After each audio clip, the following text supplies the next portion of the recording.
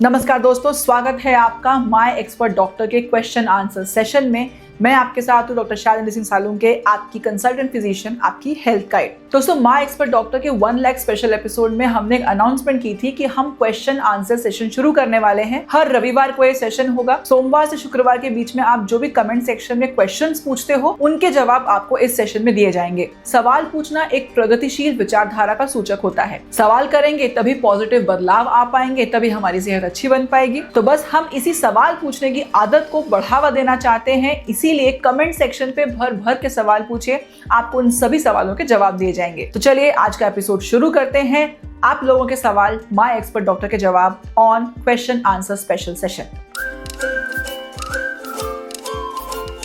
चलिए पहला सवाल लेते हैं, जो है कोकोनट शुगर क्या होती है। तो दोस्तों, नारियल के पेड़ में जो फूल होते हैं उस फूल के रस से जो शुगर बनती है उसको हम कोकोनट शुगर बोलते हैं। इसको प्रोसेस नहीं किया जाता, इसलिए कुछ पौष्टिक तत्व जैसे कि जिंक, आयरन, पोटेशियम, मैग्नीशियम, ये सब इनमें रह जाते हैं। इसमें ग्लाइसेमिक इंडेक्स भी काफी लो होता है, 35 to 40 के अराउंड होता है, इसलिए स्टीप शुगर बढ़ाता नहीं है। रिफाइंड शुगर की अपेक्षा थोड़ा बेहतर होता है, बट फिर भी इसको मॉडरेशन में ही खाना चाहिए। चलिए अब दूसरा सवाल लेते हैं, खांडसरी या धागे वाली मिश्री ये खा सकते हैं क्या शक्कर की जगह? तो इसका जवाब जानने के पहले आपको ये समझना पड़ेगा कि रिफाइंड शुगर में, खांडसरी में, मिश्री में, कोकोनट शुगर में, इन सब में डिफरेंस क्या होता है। तो देखिए, जो रिफाइंड शुगर होती है इसमें आपको शुगर केन है उसका जूस लिया जाता है, जूस को केमिकली प्योर किया जाता है, उसके बाद उसको ड्राई इवेपोरेट किया जाता है, उसके बाद सल्फराइज किया जाता है ताकि वो क्रिस्टल फॉर्म में कन्वर्ट हो और फिर वो आपके पास आती है।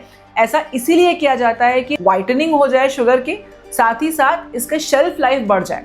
आपने देखा होगा शक्कर जो है उसकी 6-6 महीने से 1-1 साल, 1.5 साल तक की एक्सपायरी होती है। तो बेसिकली ब्यूटिफिकेशन के लिए और शेल्फ लाइफ इंक्रीज करने के लिए शुगर को रिफाइन किया जाता है। इस प्रोसेस में एक तो उसमें केमिकल्स ऐड हो जाते हैं जैसे कि सल्फर, और दूसरा उसके जितने भी पौष्टिक तत्व रहते हैं वो पूरी तरह से खत्म हो जाते हैं। उसके विपरीत जो खांडसरी है, धागे वाली मिश्री, आपने देखा होगा वो इतनी सफेद नहीं दिखती हैं, इतनी मस्त क्रिस्टल जैसी नहीं दिखती है, थोड़ी पाउडर जैसी रहती है, क्योंकि इनको नेचुरल तरीके से बनाया जाता है इवापोरेशन टेक्निक के थ्रू, फिल्ट्रेशन के थ्रू, जिसके कारण इसमें सल्फर जैसे कंपाउंड ऐड नहीं होते हैं। और क्योंकि इनको केमिकली ब्लीच नहीं किया गया है, इसलिए थोड़े बहुत पौष्टिक तत्व जैसे कि थोड़ा सोल्यूबल फाइबर जैसे इन्युलिन है, साथ ही साथ कुछ पोटेशियम है, मैग्नीशियम है, जिंक है, आयरन है, थोड़े बहुत तत्व इसमें बच जाते हैं। दूसरा, रिफाइंड शुगर का जो ग्लाइसेमिक इंडेक्स है वो 60-70 के और उसके भी ऊपर होता है, जबकि जो ये धागे वाली मिश्री है, बाकी इन सब का ग्लाइसेमिक इंडेक्स जो है 30 से 50 के बीच में होता है, तो थोड़ा कम होता है। तो आपके सवाल का जवाब खांडसरी या धागे वाली मिश्री डेफिनेटली आप यूज कर सकते हो, रिफाइंड शुगर से बेहतर है,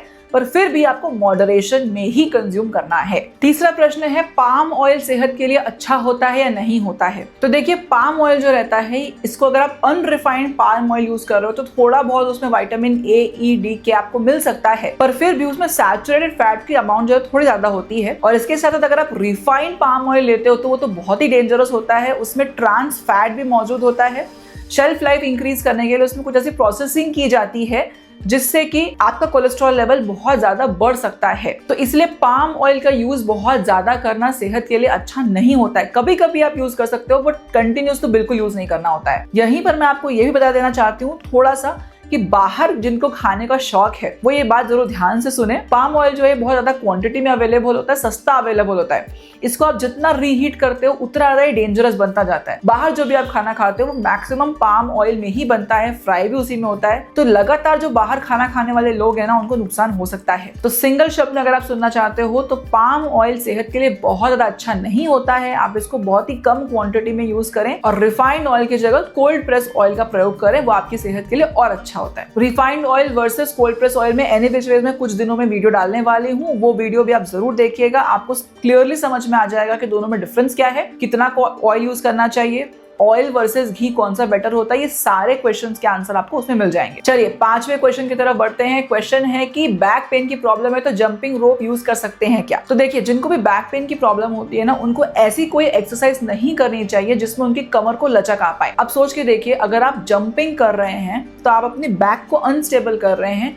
ज्यादा चांसेस है कि आपके जो मनके हैं वो हिल जाएंगे और आपको बैक पेन बढ़ जाएगा। इसीलिए जंपिंग रोप आप न करें, वो आपके लिए बेहतर होगा। अगर आपने करनी ही है तो आप लो इम्पैक्ट एक्सरसाइजेस ट्राई कर सकते हैं। इसी से जुड़ा हुआ एक सवाल था कि प्रेगनेंसी में कमर दर्द होता है क्या? जब महिलाएं प्रेग्नेंट होती हैं तो उनका यूट्रस जो है, गर्भाशय जो है वो बड़ा होता है, क्योंकि बच्चा धीरे धीरे गर्भ में बड़ा हो रहा होता है। उसके चक्कर में आपकी जो मांसपेशियां रहती हैं उसमें गेपिंग क्रिएट हो जाती है, आपकी जो कोर मसल्स है वो वीक हो जाती है, साथ ही साथ कमर की तरफ में भी दबाव पड़ता है। तो इसलिए बैक पेन होना स्वाभाविक है। प्रेगनेंसी के दौरान भी बैक पेन होता है और प्रेगनेंसी के बाद भी बैक पेन एग्रेवेट होता रहता है। इसीलिए महिलाओं से मेरी गुजारिश रहती है कि प्रेगनेंसी के पहले अपनी कोर मसल्स को अच्छा रखें, कोर स्ट्रेंथनिंग एक्सरसाइजेस जरूर करें। उसके साथ साथ प्रेगनेंसी के बाद अगर आपके डॉक्टर्स आपको ओके देते हैं तो डायस्टेसिस रेक्टाई को ठीक करने के लिए कोर स्ट्रेंथनिंग एक्सरसाइजेस जरूर करें। बहुत सी महिलाओं को ये मालूम ही नहीं होता कि डायस्टेसिस रेक्टाई होता क्या है। हर 10 में से 6 महिलाओं को डिलीवरी के बाद ये प्रॉब्लम होती है। इसके कारण उनका पेट छूट जाता है और बैक पेन की प्रॉब्लम भी बढ़ जाती है। इसलिए इसको ठीक करने के लिए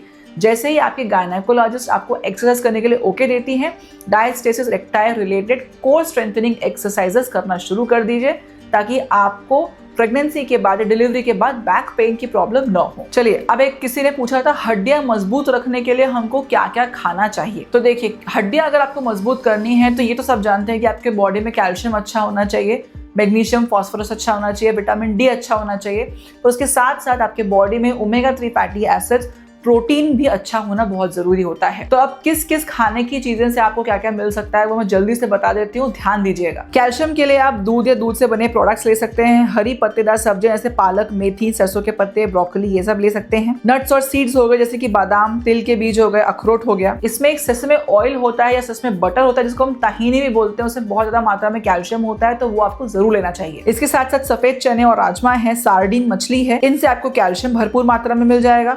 अब विटामिन डी लेना है तो आपको सूरज की रोशनी से विटामिन डी मिल सकता है। इसके अलावा फैटी फिश जो रहती हैं उसमें भी कुछ क्वांटिटी में विटामिन डी मिल सकता है, बट मोस्टली आपको विटामिन डी जो है वो सप्लीमेंट से ही मिलेगा। इसलिए इंश्योर करें कि आप रेगुलर इंटरवल पे विटामिन डी सप्लीमेंट लेते रहें और विटामिन डी की कमी न होने दें। इसके साथ साथ आपको दाल, बीन, सोयाबीन, अंडा, चिकन, दूध के प्रोडक्ट्स, इन सब में से प्रोटीन मिल जाएगा। मैग्नीशियम और फॉस्फोरस के लिए आप काजू, बादाम, तिल, सनफ्लावर सीड्स ये ले सकते हैं।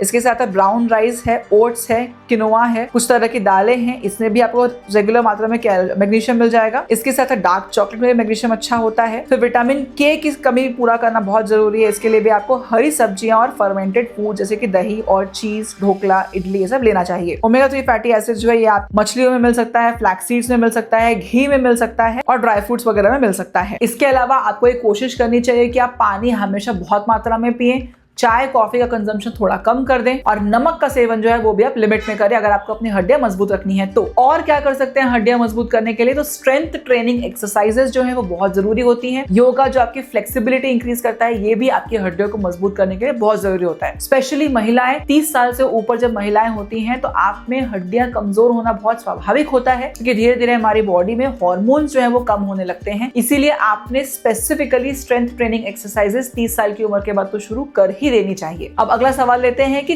गुड कोलेस्ट्रॉल को हमारे शरीर में बढ़ाने के क्या तरीके हो सकते हैं। तो देखिए, हमारी बॉडी में जो कोलेस्ट्रॉल होता है वो 2 तरह का होता है। एक अच्छा कोलेस्ट्रॉल होता है, एक बुरा कोलेस्ट्रॉल होता है। बुरे के बारे में तो सब जानते हैं, एलडीएल, वीएलडीएल, ट्राइग्लिसराइड्स। तो अच्छे कोलेस्ट्रॉल का काम क्या होता है, हमारी बॉडी में जो ब्लड वेसल्स हैं उसमें प्लाक डिपोजिशन, कोलेस्ट्रॉल डिपोजिशन को रोकता है, इसलिए ये कोलेस्ट्रॉल बहुत इंपॉर्टेंट होता है। अब गुड कोलेस्ट्रॉल एचडीएल को हमारे शरीर में हम कैसे बढ़ा सकते हैं, तो पहला तो आपको खाने पीने में कुछ अच्छी चीजें ऐड करनी पड़ेंगी, जैसे कि ओमेगा 3 फैटी एसिड्स जो आपको मिल सकता है। नट्स एंड सीड्स हो गए जैसे कि अखरोट है, बादाम है, सनफ्लावर सीड्स है। इसके अलावा अंकुरित अनाज है, ओट्स, ब्राउन राइस है, जौ है, एवोकाडो हो गया, जैतून का तेल हो गया, इनमें भी काफी अच्छी मात्रा में ओमेगा 3 फैटी एसिड्स मिलता है। इसके अलावा शारीरिक गतिविधियां आपको बढ़ानी पड़ेंगी, व्यायाम करना पड़ेगा। कार्डियो एक्सरसाइजेस जो रहती है ये एचडीएल कोलेस्ट्रॉल को बढ़ाने के लिए बहुत अच्छी होती है। इनको हम एरोबिक एक्सरसाइज बोलते हैं। इसका मतलब ऐसी एक्सरसाइज जिसमें आपका हार्ट रेट बढ़ता है, आपका ऑक्सीजनेशन बढ़ता है, आप बहुत तेज तेज सांस लेते हो, उस कंडीशन में एरोबिक एक्सरसाइज है कार्डियो में एचडीएल कोलेस्ट्रॉल बढ़ता है। तो हर दिन कम से कम 30 से 40 मिनट की अच्छी एक्सरसाइज करें।